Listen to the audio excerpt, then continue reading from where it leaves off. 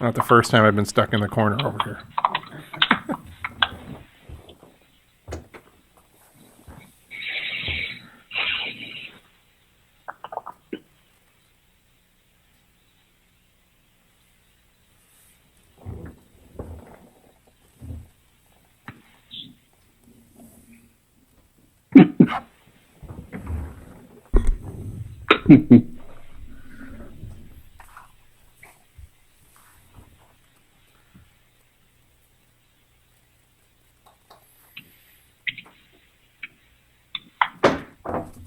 It's 5:30, so we'll call to order this meeting for Monday, November 16th. Carl, would you start us off with a roll call, please?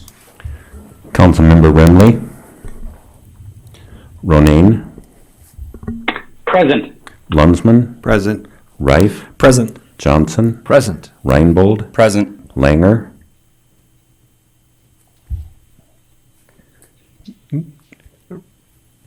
Langer. She's present. Okay. Rux. Present. Mayor Shoneman. Present. Please stand with me for the Pledge of Allegiance.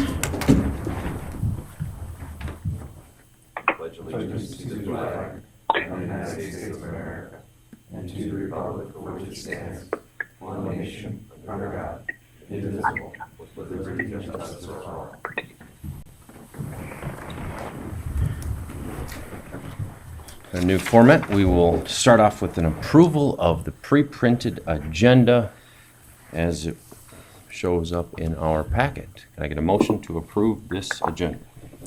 Move to approve. Second. A motion from Councilman Reif and a second from Councilman Lunsman. Carl, would you give me a roll call vote, please? Councilmember Ronayne. Aye. Lunsman. Aye. Reif. Aye. Johnson. Aye. Reinbold. Aye. Langer. Aye. Rux. Aye. Mayor Shoneman. Aye, motion does carry. Next, we'll do the approval of last week's minutes for the meetings of November 6th and the 9th. Can I get a motion to approve those minutes? Move to approve. Second. A motion from Councilman Reinbold and a second from Councilman Rux. Did anyone have anything to change or add or subtract from those minutes? Otherwise, Carl, roll call vote, please. Councilmember Rux. Aye. Langer. Aye. Reinbold. Aye. Johnson. Aye. Reif. Aye. Lunsman. Aye. Ronayne. Aye. Mayor Shoneman. Aye, motion does carry. We've got two signed-up speakers for our open forum, but since they'll be speaking about a new business, item D, we'll just let them contribute their comments at that point. We'll move along to our old business. We've got the second reading and final adoption of ordinance 2011-03, setting fees and charges for certain services provided by the city. We had a discussion last week. I expect nothing has changed in that. Carl?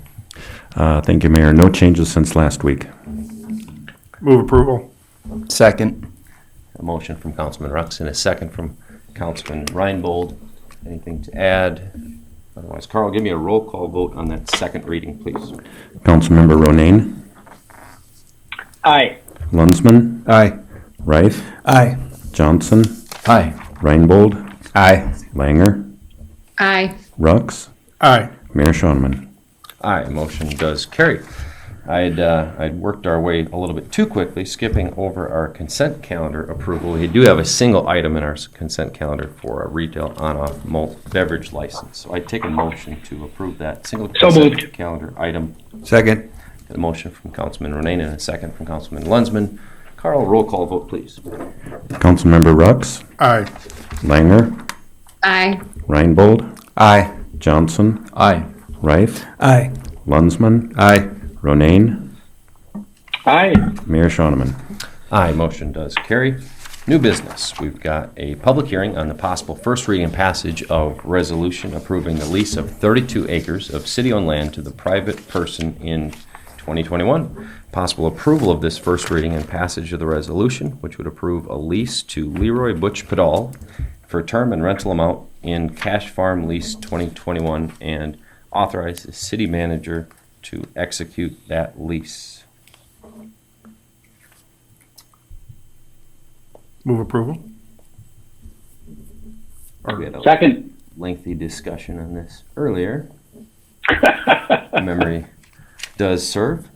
Got a motion from Councilman Rux and a second from Councilman Ronayne.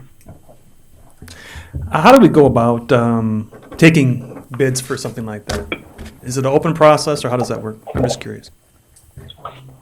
I would inform the Councilman Wright that ordinarily on a larger lease, we would make it an open process. In fact, we did that for airport leases a few years ago, where we had a number of them that we put together. For a small lease like this, a very minimal acreage, we did not do any kind of an open process, and that's why we're doing it in this fashion.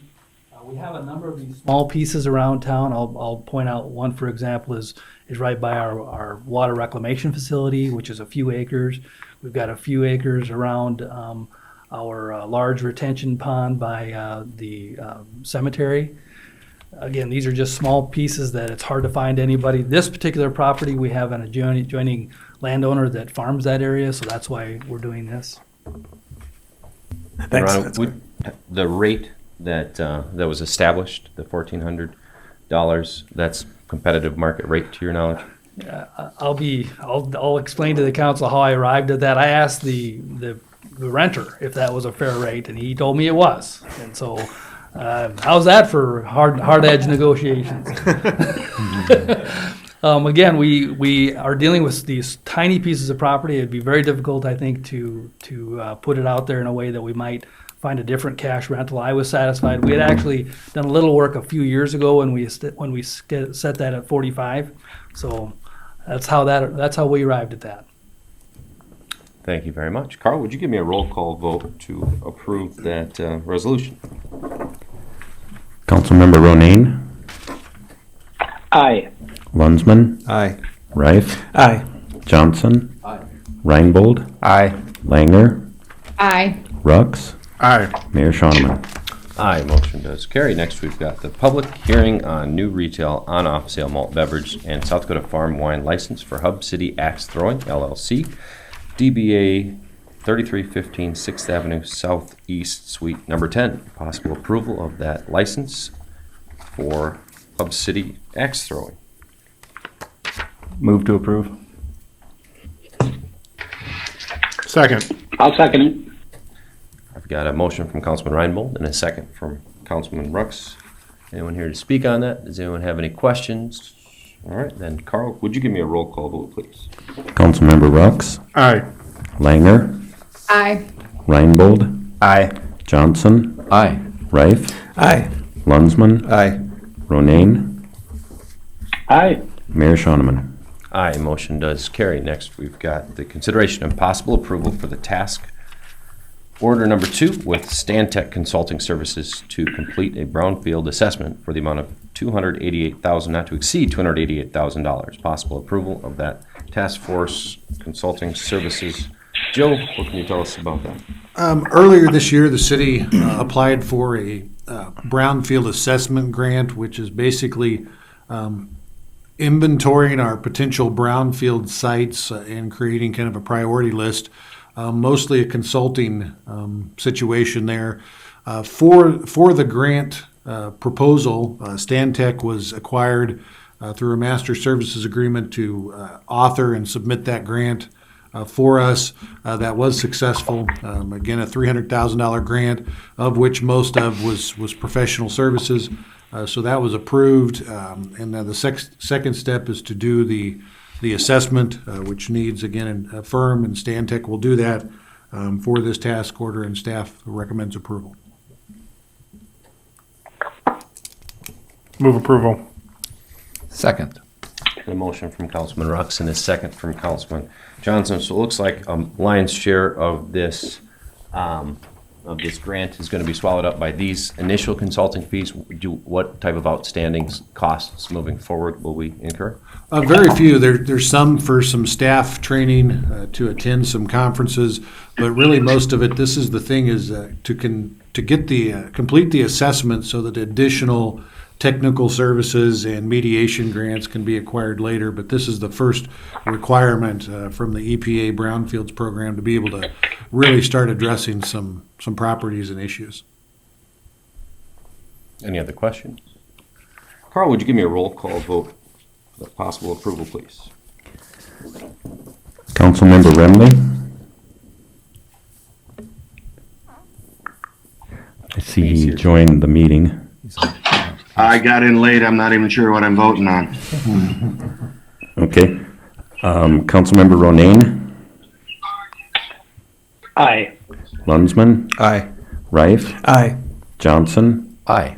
Reinbold, Aye. Langer, Aye. Rux, Aye. Mayor Shoneman. Aye, motion does carry. Next, we've got the recommendation on bids for two 2022 single-axle truck cab and chassis for the Public Works Department, Utility Division. Possible approval to award the bid for those two Freightliner single axles to the Truck Center companies at a cost of $62,271 each. Robin, why don't you start us off, and then we've got a couple of gentlemen here to talk about that. Absolutely. Took bids on Tuesday. The bids, as you can see, are very close, just a little over $300 between the two bids. The bid was for one. We will be, or would be, doing another one after the first of the year. It was chosen to recommend doing two awards for the same bid because it would be the same bid specification. So we're recommending, based on the low bid meeting specification, the award to Truck Center companies of Marshall in the amount of $62,271 each. Thank you very much, Robin. And what sort of leeway, because the state controls the bidding process, is it a requirement that the low bid be chosen? I think we'll let Mr. Wager Okay, discuss that. sounds good. Well, why don't we invite up either Brian or Leon from the audience to kind of make a couple of points on that. Our open forum speakers. So, Brian, welcome. Thank you. I'm Brian Brakefield from Crawford. And Leon from Crawford's in Aberdeen. And I guess the reason we're here, obviously, is to discuss this, what we can do to keep this money local, being we're so close. If we were, a couple $1,000s off, we obviously probably wouldn't be here, but we're hoping somehow we can keep the money here local in town. I know I guess our thinking is, you figure the cost of ownership of these vehicles, I don't really think you keep them 10 to 15 years. When you have a dealership right down the street versus your closest dealer is 200 miles away, $300 doesn't seem like a lot in that 10 years to make up. Is kind of what we're Sure. And not only that, but the money's going out of state too. It's Marshall, Minnesota, not some location in South Dakota. So it's our tax dollars being sent to the state we're of not Minnesota. out of town, out of county, but out of state, which Yeah, I'd say Question for you. How do the two trucks compare? I see one's a 2021 and one's a 2022. Are they pretty comparable, or? yeah, we actually, let me make all that. We actually exceed spec up by a little bit. So yeah, we're definitely meet spec. Ours would more than likely be a 22 also. It just depends on build date. If it gets built this calendar year, it'd be a 21. So that's why we went with the 21 versus if it's built after the first of the year, which is more than likely it'll be a 22 also. Thank you. So, Ron, why don't you give us a quick rundown of the state bidding process and what kind of leeway exists within that? Thank you, Mayor. I will. There are a number of options that the council has when awarding bids. One is to look at what there might be for a state contract on this. This particular item, I understand that this was not something that was bid per our specs through a state contract. So you can avoid the bid process by just buying something off a state contract.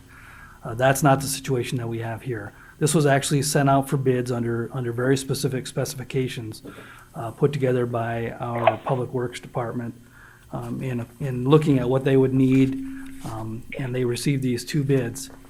I need the council to understand that these are difficult, and I understand that the dilemma you're in, but here's what I can tell you as far as the law. And under South Dakota law, when we have gone through the process of putting things out for actual bids and under bid requirements, then the lowest responsible and responsive bidder should be awarded, actually I say shall be awarded the contract pursuant to South Dakota law. That's, for those of you who care and are looking, it's at South Dakota Codified Law 5-18A-5. It also goes on to say that if the low bidder is not responsible or the bid is not made in accordance with the requirements of this chapter, then you may go to the next lowest responsible bidder. So I will tell you, in visiting with Robin and with our Assistant Public Works Director, Jeremy Thorstensen, the bid for both of these items does meet the requirements of the bid specification. So we're looking at whether the council is looking to identify this Marshall, Minnesota company as not being a responsible bidder. And then that leads me to the final point, which has to do with the fact that that company is an out-of-state company. South Dakota law does provide for a preference to a resident bidder. And that preference comes into play under two scenarios. One is if the bids are the same. For purposes of our conversation, we have to say that the bids are not the same. One is a lower bid, even though it's barely lower, it's a lower bid. But if there is a tie, then the council can give a resident bidder the preference over in the award. If there's not a tie, then you look to see if the out-of-state company enjoys some kind of a preference in its home state. So if tables were turned and Crawford Company was competing in Minnesota, for example, would the Minnesota company enjoy some kind of a bidder preference? And if that's the case, then we would give the same preference to Crawford here in South Dakota. It does not. Minnesota has the exact same law that we do, which is that there's only a preference if the out-of-state company is getting a preference. So that's called reciprocity. And you see this is very common in a lot of states. So the point is that there is no resident bidder preference for Crawford against this particular company because they're a Minnesota company that does not enjoy any kind of a preference within Minnesota. So for the council to determine that it should reject the Truck Center Company's bid and award it to Crawford Trucks and Equipment, they would need to find by law that Truck Center Companies is not the lowest responsible bidder. And we have had, the Public Works Department did obtain one prior piece of equipment that I understand in years past, and that wasn't that long ago. Truck Center Companies, the vehicle, the equipment was fine, and they complied with all requirements of the contract at that time. So we don't have any information that they're not the lowest responsible bidder. How about cost for transportation or other That- built-in? Is this shows up at this? That's all door part for of this? the specs. The specs require that the item be delivered at that cost. So, I don't know if that was in this particular spec though. well, I think the item is going to be a box will be placed on it, and I imagine that it's going to have to be delivered to wherever that box gets placed on, and I think that's part of the spec then. Mr. Mayor, may I ask a question? Ms. Langer, what have you got? So are we bound then by South Dakota state law, Ron, is that what I'm understanding, to accept this bid? Because it absolutely makes me sick that we're taking this money not only out of Aberdeen, but out of state. So, I mean, am I understanding that correctly, that we are bound by South Dakota law? Again, that is what the statute says. The contract shall be awarded within 45 days to the lowest responsible and responsive bidder. So, yes, Is the it answer possible is, is it possible for us to postpone this until next week in order to just quadruple check, or do you feel like you've done that? I mean, like, this is a large amount of money to leave the city in the middle of a pandemic when we're trying to support local as much as possible, and I have a major issue with that if we can avoid it over $300. I completely agree. I mean, that's $300. I do have one thing to add, and I don't know if this adds to it or not, but in two places in the bid packet, it does state, and I'm kind of paraphrasing, but the city of Aberdeen reserves the right to accept and or reject any and all bids with the best interest of the city of Aberdeen. So I don't know. Getting with that, though, we are still bound by state law, but our only option would be to reject all bids and then rebid it. Am I correct on that, Ron? that would be my advice. Because we can't, if there's a lower bid, we can't sit there and say, oh, we're going to take the higher bid unless, let's say they didn't have their bond surety or something was amiss, and we have done that before. That has happened before, but I think our only option, if we wanted to keep it local, would be to reject all bids and then rebid it. In which case, then you take your same shot as everyone else. If that's a motion, I will second that motion. That's not a motion. I move that we reject all bids. I move that we reject all bids and rebid. Second. The question I have is, Robin, I see the delivery is 90 to 120 days. Are these replacing trucks that are? Presumably, what's going to end up happening is these are going to be delivered after the first of the year anyway. So you're going to be taking 2020 money and 2021 money and lumping it together. We just want to make sure that we're in a position to be able to get the boxes put on these trucks prior to construction season. So. And has any, because I know, let's say when I'm talking to some manufacturers, they're talking about price increases due to it being difficult to get. That oftentimes happens after the first of the year. We do see that periodically. If we bid it yet this year, we'll have a price guaranteed. Let me ask. May I ask a question, Mayor? Councilman Ronay. So Robin, from what you're saying, are we better off to postpone this for a week? See if there's some way to make this work, which might involve rejecting the bids and changing the specs a little bit so that we better beat the vehicle that Crawford's has.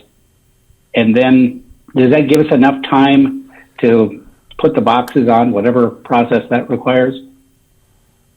The process of delaying it for a week so that the council is comfortable with the decision, whatever it may be, is fine with us.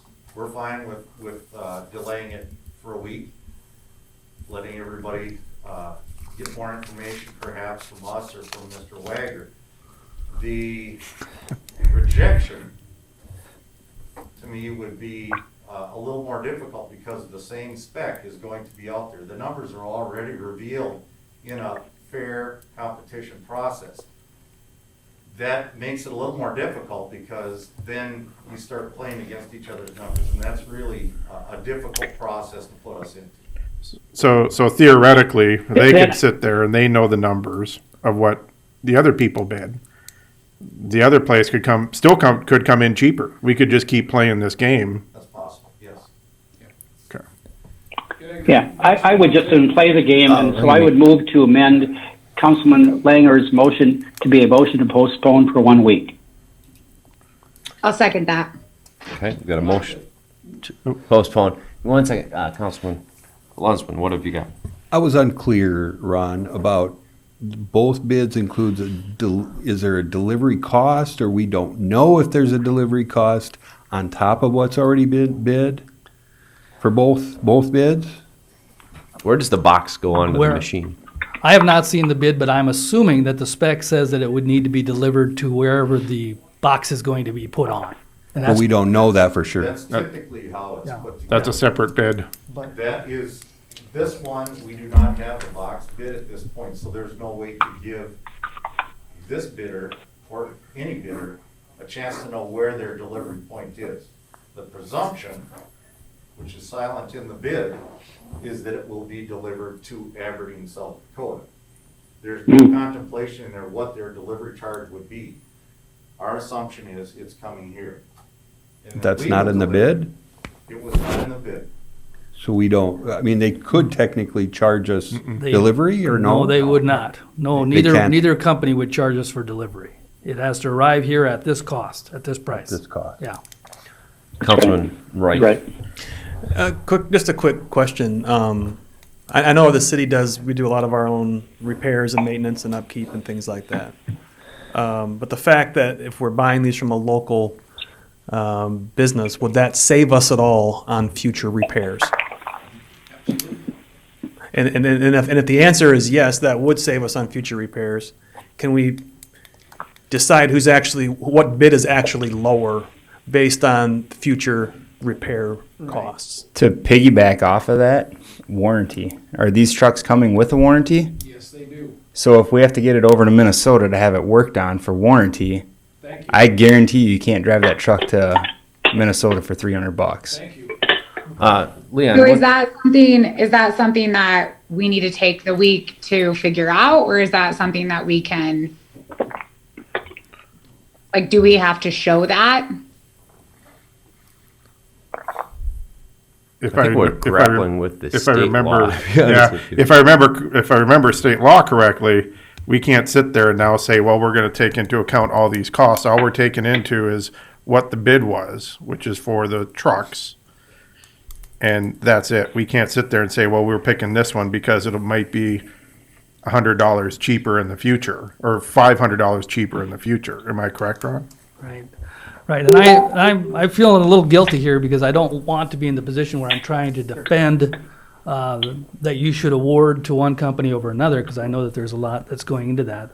But I will say that the law is clear that it shall be the lowest bidder, number one. How the council arrives at determining that above and beyond what the specs say, I find would be very difficult. And then I want to put this out there for you to consider as well.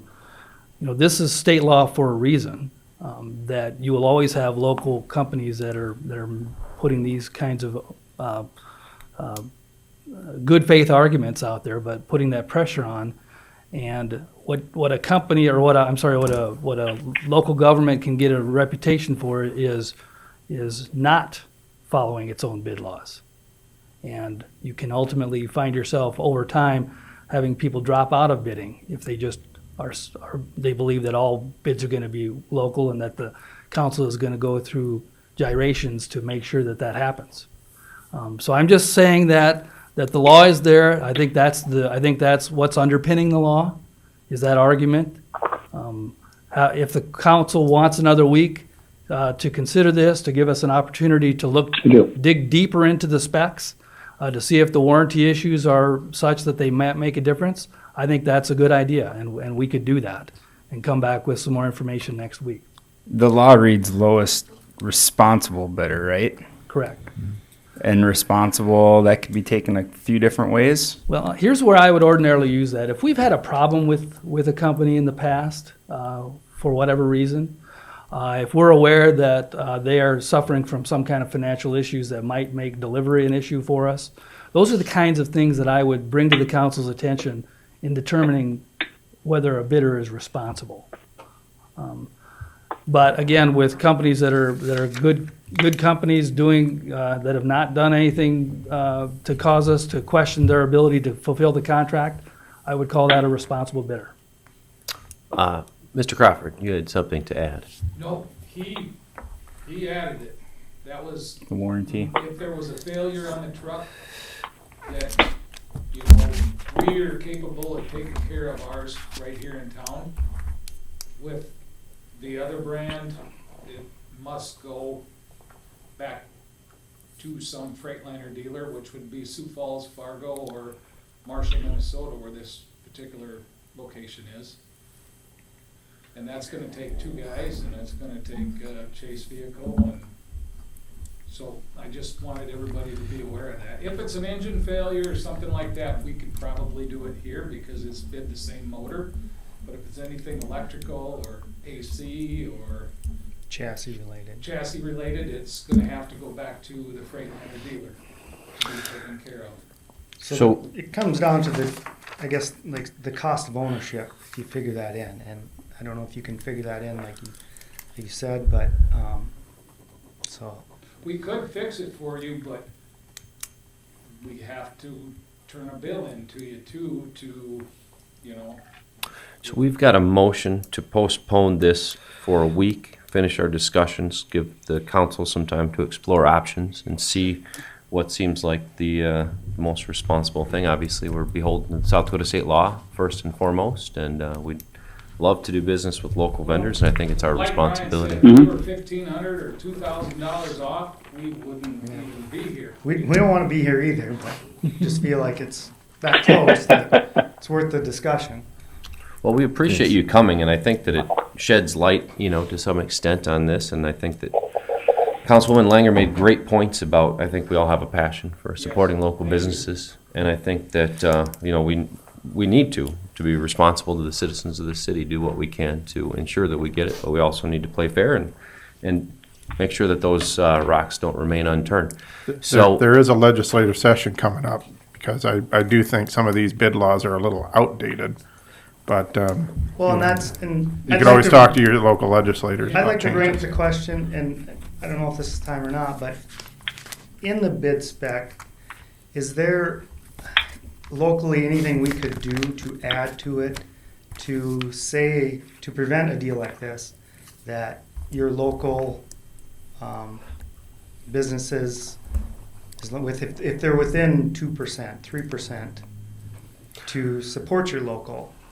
Robin, so obviously, we had those ones that were exceptions to avoiding the bid process. And those were state mandated deals or like state agreements that someone had sought out at the beginning of the year. Those are how we get receive our trucks and so forth. A lot of the pickups, a lot of those types of vehicles are bid by the state. I don't believe this one, I don't know that there's a state bid for these. Not a cell. On some of the vehicles we've done, like the Sourcewell, you've seen several Sourcewell ones in the last couple of years. Those types of things are out there, and in some ways it avoids, we're able to utilize the local contractors and avoid some of these discussions, because it is difficult if somebody, we want to support them just as well, but we still feel an obligation to make sure that it's done transparently. Thank you very much, all of you, gentlemen and Robin. With that, I would say, Carl, why don't we complete the vote on that, postponing this for a week to give the council some time to explore some options with that department and perhaps the city attorney. Councilmember Rux, Aye. Langer, Aye. Reinbold, Aye. Johnson, Aye. Reif, Aye. Lunsman, Aye. Ronayne, Aye. Remley, Aye. Mayor Shoneman. Aye, motion does carry. We'll pick this up in a week after we've had some chance to talk it through. Thank you All for right, thank you guys. coming, Thank you gentlemen. very much, everybody. Thank you. Thank you. Move right along to agenda item E. We've got a payment change order for Dakota Street Railway Improvement Project, possible approval to the payment number 5 in the amount of $166,136.70, and a change order number 5 in the amount of $78,487.89 to Reedy Construction for work on the project. Robin, tell us about that. Okay, you'll see the change order, which is sizable. Most of that was related to landscaping. I think we had $45,000 just in the retaining block to get everything to step back into the bike path and so on. So we ended up with quite a bit of landscaping in order to tie this back together again. The rest of it is basically just to pay for the seeding and restoration and the release of the retainage. So we recommend approval of the change order and payment. Move approval. Second. Motion from Councilman Rux and a second from Councilman Reinbold. Any questions for Robin? Real quick, that 78,000 is not out of line for what we got? No, it was, it was not part of the bid, but there was substantial work that we had to do along the cemetery, along some of the properties that were a couple feet above grade. The only way to really fix that and make it work, sometimes in these projects, we don't know how it's gonna look until we really get done with sidewalks and make sure we've got the proper grades to meet ADA standards. There are some changes that do come into these, so no, it's within line. And we're okay, I mean, we have the money set aside within this budget somewhere that we saved somewhere else, or? We were under budget in this particular project to begin with. Okay, thank you. Is the lifespan on that, those improvements seem to be pretty long, or when was the last time that work was completed? You said it was 1978. so. So yeah, we get our money's worth. You guys won't be talking about that one, I hope, in the next few years. Got a motion and a second. Carl, would you give me a roll call vote for that payment, please? Councilmember Remley, Aye. Ronayne, Aye. Lunsman, Aye. Rife, Aye. Johnson, Aye. Reinbold, Aye. Langer, Aye. Rux, Aye. Mayor Shoneman. Aye, motion does carry. Next, we've got the payment for street maintenance concrete repair, number 2 project. Possible approval of payment number 3 in the amount of $11,656.48 to CWF Masonry for work on that project. Robin, you're still up there. Tell us about that. All the work has been completed. You have paid out everything for this project with the exception of, I think, 5% retainage. So we're recommending approval of the release of the retainage for the work. It's all been approved. Move to approve. Second. Motion from Councilman Johnson, a second from Councilman Lunsman. Carl, roll call vote on that payment, please. Councilmember Rux, Aye. Langer, Aye. Reinbold, Aye. Johnson, Aye. Rife, Aye. Lunsman, Aye. Ronayne, Aye. Remley, Aye. Mayor Shoneman. Aye, motion does carry. Next, we've got review and approval of the bills as listed in the packet in a very itemized format this week for November 16th. Can I get a motion to pay those bills? Moved. Second. Motion from Councilman Johnson, second from Councilman Rife. Any questions? Any of the bills to be paid? Carl, roll call.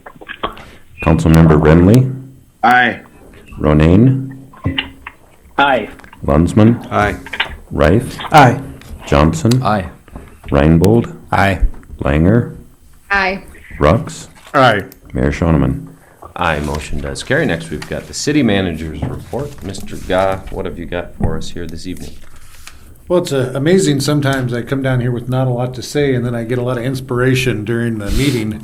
And it's unfortunate that our guest left already, but most of you I've met with in the last couple of weeks and talked about some philosophies regarding fleet planning and maybe how to improve some of our levels within our fleet and how we both purchase and throughout the lifetime handle vehicles. And really what I've advocated for is to use this policy or this process that we've used tonight on every vehicle we purchase as far as lighter service vehicles. And we heard tonight every reason not to do it. It's very, very painful whenever a local bidder does not get the bid. This was a painful discussion to have. I think we'll find some resolution, but we will see folks come in from other communities and bid on our things and outbid local bidders. That will happen inevitably. The smaller the dollar amount, the more it hurts. So I continue this week to meet with some of our local dealers and encourage them to be ready and us to have good dialogue with them before we go into the specs, because it kind of becomes a finger pointing at staff, and nobody wants that. We all want to work with our local people that we know and see, but sometimes we're going to have to say no, and it's going to hurt. So I just wanted to point that out. We will work with both of these vendors and see if we can come up with a resolution, but quite frankly, we don't want to get in the habit of just going with the local bid and forgetting state bid law. We surely don't want to do that. So that's just some encouragement. I think that I do want to keep going on the path I've told you, but it's difficult.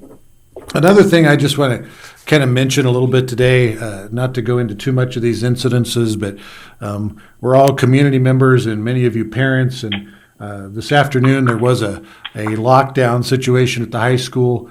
Ended up being unfounded, but my point of this is our local schools, our high school, and our police department worked on this very, very quickly and closely and professionally.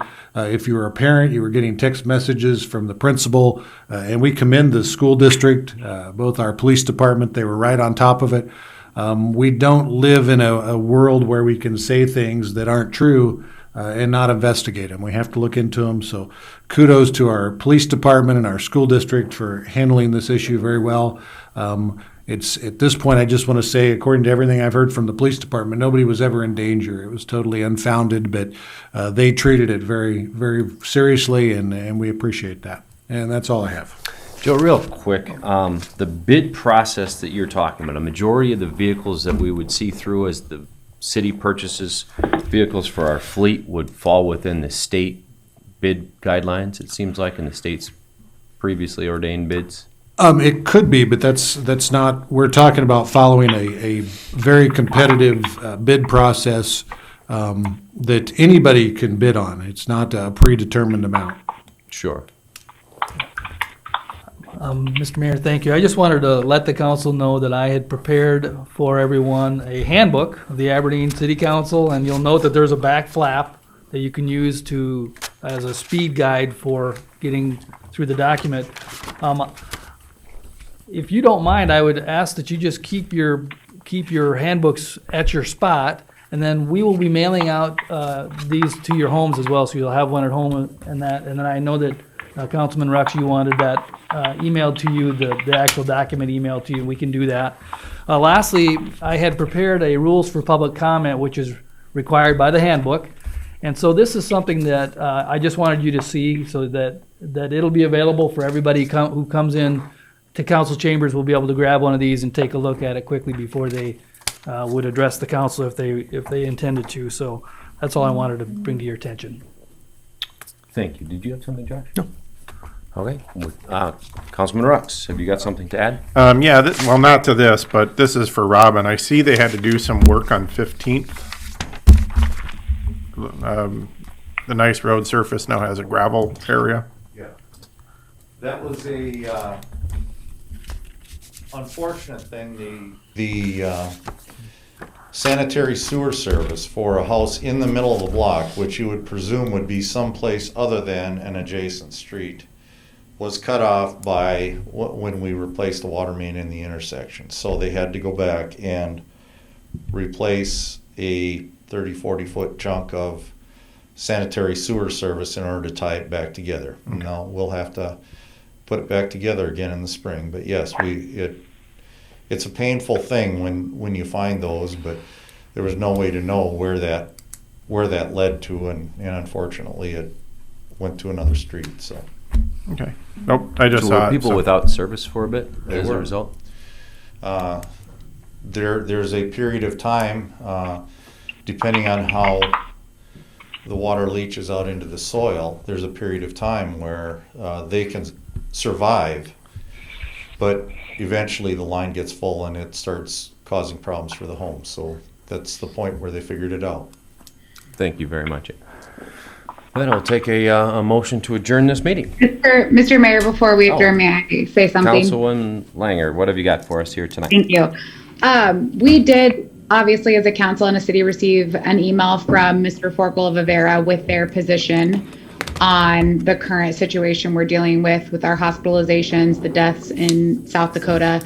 And so I would just like to ask Joe, I'd like to open the discussion. I don't want to obviously get into it too crazy, but, Avera is now supporting a mask mandate. And so I'd like to just know what our position as a council, as a city, Joe, what are the plans? Because obviously the discussion needs to happen when one of our major regional hospitals is reaching out to us as a council. So I'd like to acknowledge that email because I appreciate it, and I'd like to know what our plans are as far as a city. Yes, I think we all saw that email. 2 weeks ago was when you as the city council approved a mask regulation recommendation, so to speak. I would see lacking a mandate. We are seeing several other communities pass some things like what you approved, some more strict policies. I've been watching the case count. It goes up one day and down the next, but overall we've seen an increase in more than 200 cases within our county. It's really up to you as a council. The next step would be to make an ordinance that has a few more teeth in it. We'll take the lead. If you want us to bring something like that up for discussion, we will. But that really needs to come from you as a council when you're ready for that. On that topic, Well, maybe I would ask that question then, if I may. Councilwoman Langer and I and some of our other colleagues have an ordinance ready to go. And Councilman Reinbold, Councilman Johnson, Mayor Schoenman, Councilman Reif, Councilman Lunsman have indicated that they would not support an ordinance to require a mandate. I guess I would just ask publicly, are any of you ready to do it? If you are, I will bring it on next week. On that topic, really quick, I had a call with the Class A mayors from across the state. As of now, only one city does have a mandate for masks, and they're in the same hot water that we are in terms of case counts, hospitalizations. In fact, their death rate and death count are both higher than ours. So thankfully, we've been in better shape than the mask mandated county in South Dakota. But I will say that Watertown will be voting on a resolution, which is not all that different from ours, and that was the extent to which any of these cities plan to go, even with the recommendations as they stand from the hospital system. In fact, among that group was Sioux Falls, Huron, and Vermilion, and a few others that were kind of debating doing some sort of a resolution, which was much similar to ours. So our council, I think, was a little bit ahead of the curve in terms of the rest of the state. So congratulations to you guys on that. And I would agree with Joe. I think that it is having a positive impact. So is anybody willing to join the rest of us to have a mask mandate? I take it the mayor is not. I'll speak, Rob. I reached out to a business owner, friend of mine, Reed Kessler, obviously Kessler's grocery store, and I was curious. I said, how many people are wearing a mask in your store? And he said, as of about a month ago, his estimate would be that approximately 50% of people were wearing masks. And starting about 2 or 3 weeks ago, he put out a kiosk that has masks for people to wear and hand sanitizer for people to use. And he said that number has now gone up to north of 70%. So my point would be that we let our recommendation give it a little bit of time to work, because I think it will, with the right things in place in the community. And I think we can work closely with the chamber and businesses, not just for signage, but maybe get them in touch with people who supply masks and have masks available. I think the easier we can make it for people to do it, the better. But as far as a mandate, I would not be for a mandate. And I hear you. So that is a no.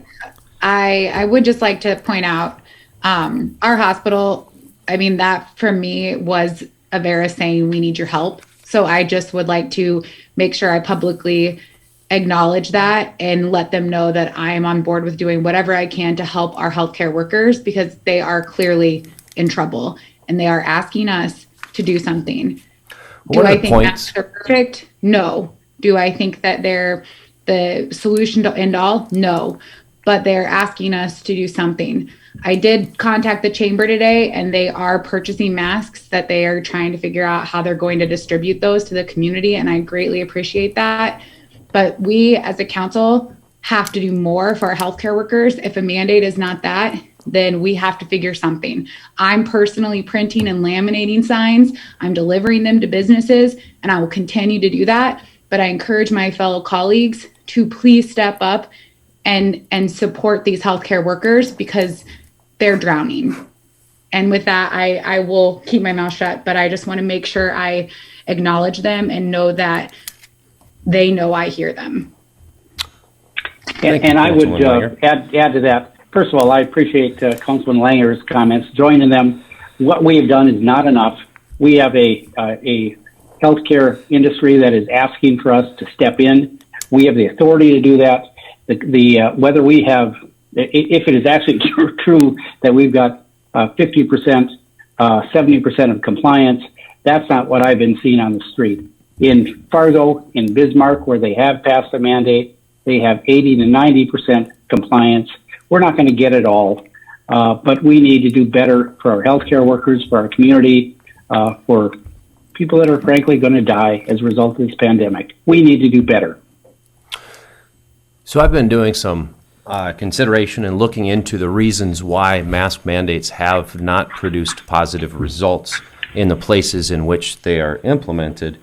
And as it turns out, a majority of the spread seems to be happening in people's homes. And I don't think that even your mask mandate is going to cover people's behavior within their homes. And I certainly hope that it wouldn't assert to. But that's a bigger problem, and it's a challenge that we need to rely on people doing the right thing, and we need to encourage people to do the right thing. And if that means maybe don't have sleepovers with children, that's a whole different conversation. But communities that have forced people to wear masks have not had positive outcomes from the data that I've seen. And I mean, it's just the only way that I can sort that out. Is there anyone else that has something to contribute? Yeah, I would like to give input as well. It is a big challenge that we face, and 10 months in, we know a lot of things, or many things that we still are trying to feel our way through. But as we have targeted restrictions in some other places, I align more with the Harvard School of Public Health. They pointed in the Wall Street Journal article today to government data from several countries showing that most people are being infected at home. Estimated between 75 to 80% of infections in countries like Germany, Austria, Spain. They just can't pinpoint anything out in the public that is causing transmission. And the senior advisor for public health in the New York City Mayor's office today said that they attribute 10% of the city's infections to travel, 5% from gatherings, 5% from institutional settings like nursing homes. So interesting data to digest.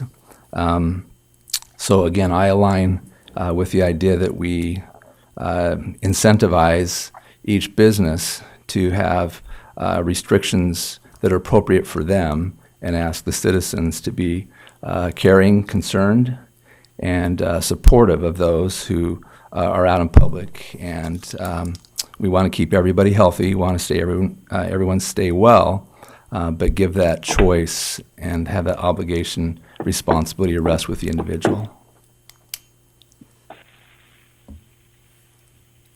Take a motion to adjourn this meeting.